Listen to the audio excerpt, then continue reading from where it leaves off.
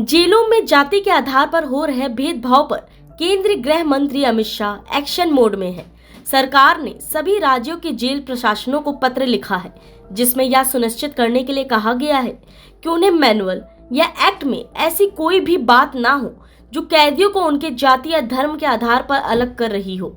सरकार ने इस तरह के भेदभाव को संविधान के खिलाफ बताया है। गृह मंत्रालय की तरफ से इस संबंध में एडवाइजरी जारी की गई है। 26 फरवरी को भेजे पत्र में सरकार ने कहा, इस मंत्रालय की जानकारी में यह बात आई है कि कुछ राज्यों में जेल मैनुअल्स में कैदियों की उनकी जाति और धर्म के आधार पर अलग किया गया है और उन्हें अलग अलग जिम्मेदारियां भी दी गई हैं।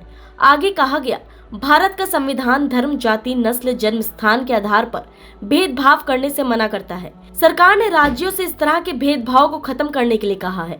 साथ ही सरकार ने मॉडल प्रजनन मैनुअल 2016 का भी जिक्र किया है और राज्यों से इसे अपनाने के लिए कहा है। इसके अलावा केंद्र ने बीते साल मॉडल प्रिजन एक्ट 2023 भी अंतिम मोहर लगा दी है। इसमें सुरक्षा मूल्यांकन, जेलों को अलग करने, महिलाओं और ट्रांसजेंडर्स के लिए अलग वार्ड्स और गलत काम करने वाले जेल कर्मचारियों को सजा देने की बात कही गई है। दरअसल एक जनहित याचिका या PIL दाखिल होने के बाद सुप्रीम कोर्ट की तरफ से 11 राज्यों और केंद्र सरकार को नोटिस दिया गया था।